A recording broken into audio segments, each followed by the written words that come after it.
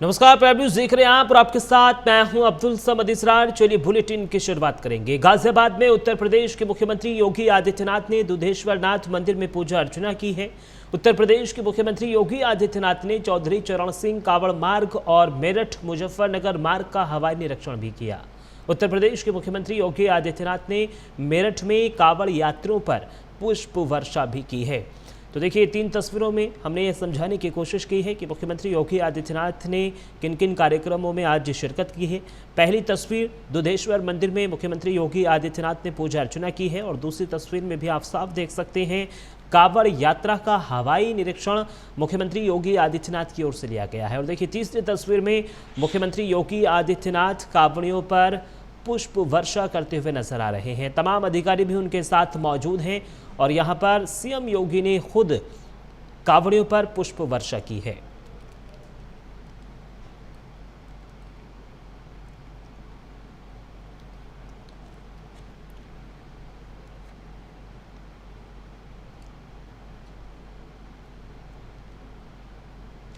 चलिए खबरों में आगे बढ़ेंगे। जस्टिस वर्मा के खिलाफ महाभियोग का रास्ता साफ हो गया है। घर में नोट मिलने के मामले में महाभियोग की तैयारी है। संसद में भी महाभियोग लाने की तैयारी है। संसद में होने वाली महाभियोग प्रक्रिया में पूरी जांच की जाएगी। तो देखिए, लगातार जिस तरीके से जस्टिस वर्मा का मामला लगातार तूल पकड़ता नजर आया, अब जस्टिस वर्मा के खिलाफ महाभियोग का रास्ता साफ हो गया है, क्योंकि जस्टिस वर्मा के घर पर नोट भारी मात्रा में जले हुए बरामद हुए थे और इसी मामले को लेकर अब केंद्र सरकार महाभियोग लाने की तैयारी में जुटी है। संसद में भी महाभियोग लाने की तैयारी है। संसद में होने वाली महाभियोग प्रक्रिया में पूरी जांच की जाएगी।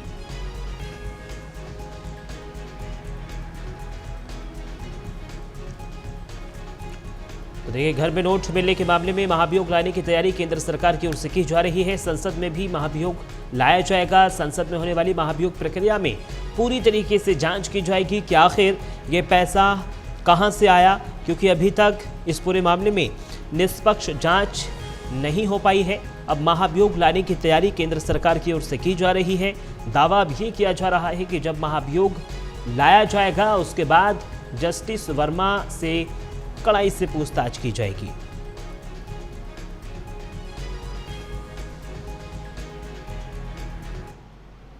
तो खबरों में आगे बढ़ेंगे। एटीएस का धर्मांतरण सिंडिकेट मामले में बड़ा एक्शन। गैर कानूनी धर्मांतरण मामले में एक और गिरफ्तारी हुई है। एटीएस ने राजेश कुमार उपाध्याय को गिरफ्तार किया है। तो धर्मांतरण का लगातार जिस तरीके से भंडाफोड़ एटीएस की ओर से किया जा रहा है, लगातार एक के बाद एक आरोपियों की गिरफ्तारी भी होती हुई नजर आ रही है। अब एक और आरोपी की गिरफ्तारी हुई है, यानी धर्मांतरण मामले में जो आप टीवी स्क्रीन पर फोटोज देख पा रहे हैं, ये अभियुक्त धर्मांतरण का सिंडिकेट चलाता था, यानी इस पर भी आरोप है। एटीएस ने राजेश कुमार उपाध्याय को गिरफ्तार किया है। यानी एटीएस का धर्मांतरण सिंडिकेट लगातार अब एक्शन में एटीएस का जो शिकंजा है वो कसता हुआ नजर आ रहा है। गैर कानूनी धर्मांतरण मामले में एक और गिरफ्तारी हुई है। चलिए खबरों में आगे बढ़ेंगे। अगली खबर पंजाब के जालंधर जिले से है, जहां 114 वर्षीय मैराथन के दिग्गज खिलाड़ी फौजा सिंह का अंतिम संस्कार किया गया। फौजा सिंह का 14 जुलाई को एक सड़क दुर्घटना में निधन हो गया था। तो देखिए, सड़क दुर्घटना में इनका निधन हुआ था और आज 14 जुलाई को इनका, यानी सड़क दुर्घटना में जो निधन हुआ था, आज इनको पुण्यतिथि दी गई है, अंतिम संस्कार किया गया है और यहाँ पर भारी संख्या में लोग उन्हें श्रद्धांजलि देने पहुंचे थे।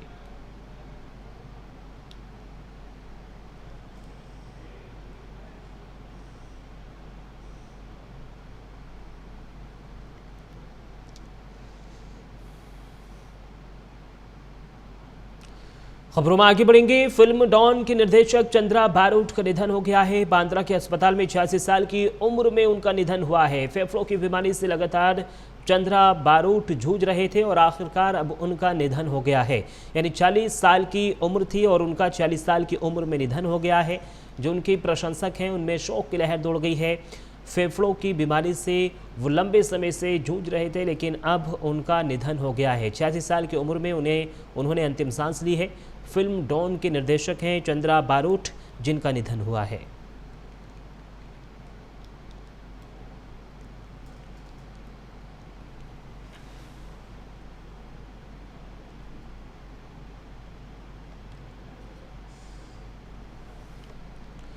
पुरी में नाबालिग छात्रा को जलाने का मामला, गंभीर हालत में एम्स भुवनेश्वर में थी भर्ती, इलाज के लिए दिल्ली एम्स ले जाया जा रहा है। एयरलिफ्ट करके दिल्ली एम्स ले जाया जा रहा है।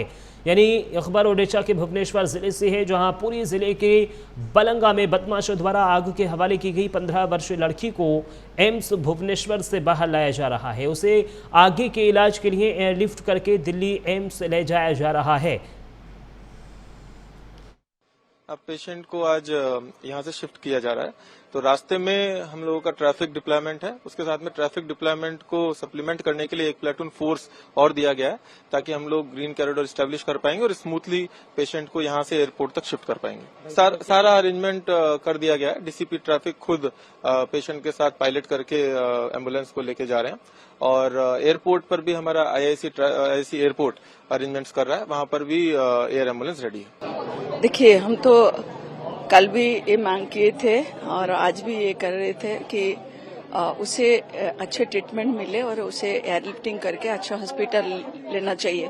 तो गवर्नमेंट ने सुन ले शायद हमारा मांग, और अभी एयरलिफ्टिंग कर रहे हैं। हम तो प्रेयर कर रहे हैं भगवान को कि उसे जल्दी से जल्द ठीक कर दे।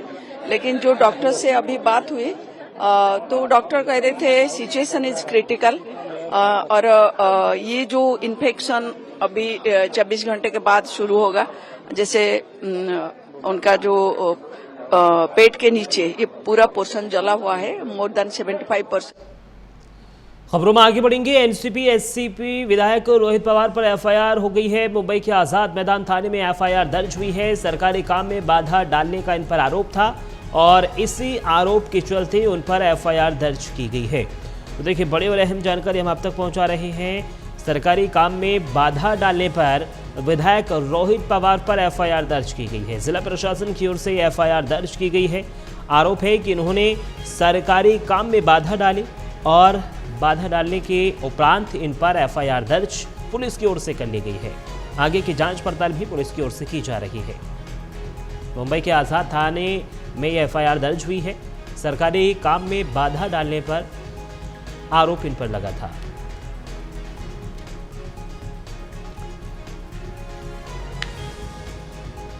तो देखिए, एनसीपी एसपी विधायक रोहित पवार पर एफआईआर दर्ज की गई है। मुंबई के आजाद मैदान थाने में यह एफआईआर दर्ज की गई है। सरकारी काम में बाधा डालने का इन पर आरोप था और पुलिस की ओर से एफआईआर दर्ज इस पूरे मामले में कर ली गई है। फिलहाल पुलिस की ओर से मामले में जांच की जा रही है। तस्वीरों में भी आप साफ देख सकते हैं, जो विधायक हैं वो पुलिस से यहां पर नोकझोंक करते हुए थोड़ी नजर आ रहे हैं। हालांकि कुछ पुलिसकर्मी उनको समझाने की भी इस दौरान कोशिश करते हैं, लेकिन इन पर आरोप है कि इन्होंने सरकारी काम में बाधा डाला और जो इनके समर्थक थे उन्होंने भी पुलिस से झड़प की। लेकिन इस दौरान विधायक पर एफआईआर दर्ज कर ली गई है। आरोप है कि इन्होंने सरकारी काम में बाधा डाली और इसी बाधा डालने के उपरांत इन पर एफआईआर दर्ज हुई है। देखिए, एनसीपी एसपी विधायक रोहित पवार पर एफआईआर दर्ज की गई है। मुंबई के आजाद मैदान थाने में एफआईआर ये दर्ज हुई है। सरकारी काम में ये बाधा डाल रहे थे और इसी आरोप के चलते उन पर एफआईआर दर्ज की गई है।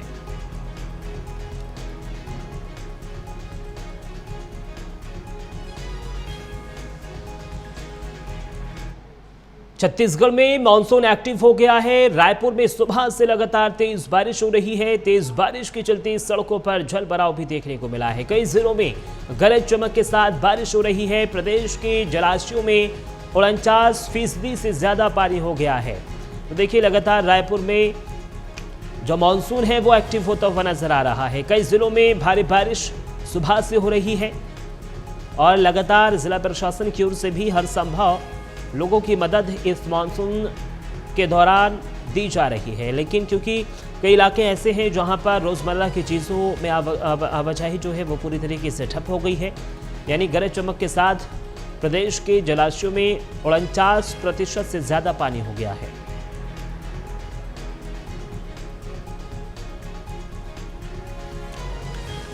तो देखिए, तेज़ बारिश के चलते सड़कों पर जलभराव है, क्योंकि लगातार भारी बारिश कई ज़िलों में हो रही है और कई ज़िले ऐसे हैं जहां पर कई सड़कें जलमग्न हो गई हैं। छत्तीसगढ़ में एक बार फिर से एक्टिव हुआ है मानसून और इसी मानसून के चलते रायपुर में सुबह से तेज बारिश हो रही है।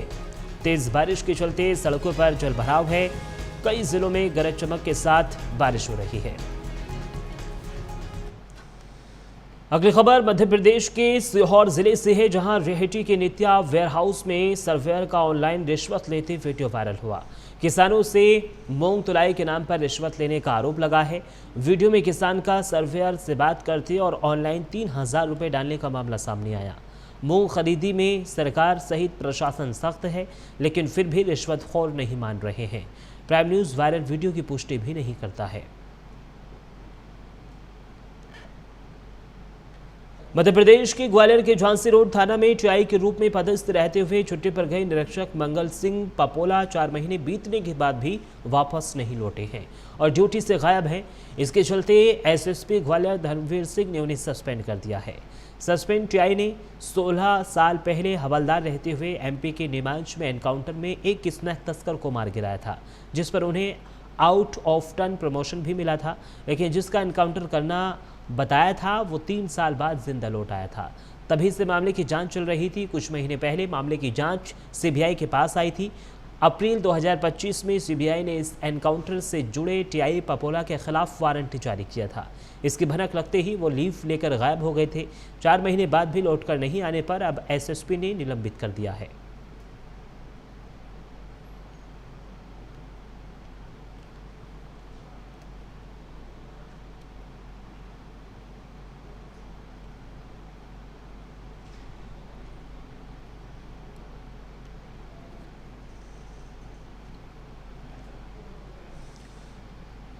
मध्य प्रदेश के ग्वालियर से पुलिस की दबंगई का मामला सामने आया है। पुलिस ने दुकानदार को थप्पड़ मारा है, जिसका वीडियो सामने भी आया है। ग्वालियर में स्टेशन बजरिया में पुलिस ने दुकानें बंद कराने के नाम पर दबंगई दिखाई, जिसका सीसीटीवी फुटेज भी सामने आया।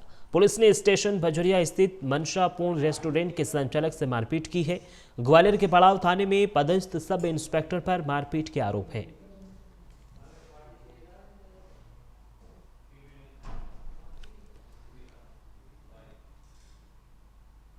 खबरों में आगे बढ़ेंगे। छत्तीसगढ़ की सियासत से जुड़ा एक बड़ा मामला सामने आया, जहां बिलासपुर पुलिस अब पूर्व मुख्यमंत्री भूपेश बघेल के करीबी माने जाने वाले केके श्रीवास्तव के खिलाफ प्रोडक्शन वारंट लेने की तैयारी में है।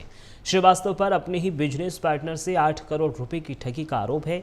फिलहाल आरोपी रायपुर की केंद्रीय जेल में एक अन्य मामले में बंद है और बिलासपुर की सिविल लाइन पुलिस इस ठगी केस की जांच में जुटी है। इस सिलसिले में कई लोगों से पूछताछ भी की जा रही है।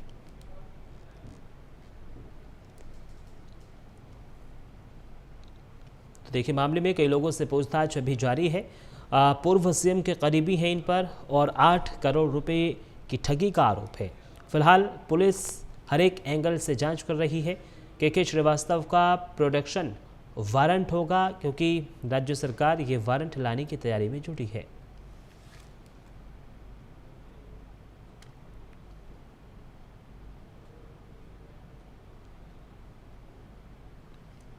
तो बिलासपुर पुलिस ठगी के मामले का जांच पड़ताल कर रही है। कई लोगों से पूछताछ जारी है और ऐसे में 8 करोड़ रुपए की ठगी का इन पर आरोप है और पूर्व सीएम के बहुत ही करीबी माने जाते हैं।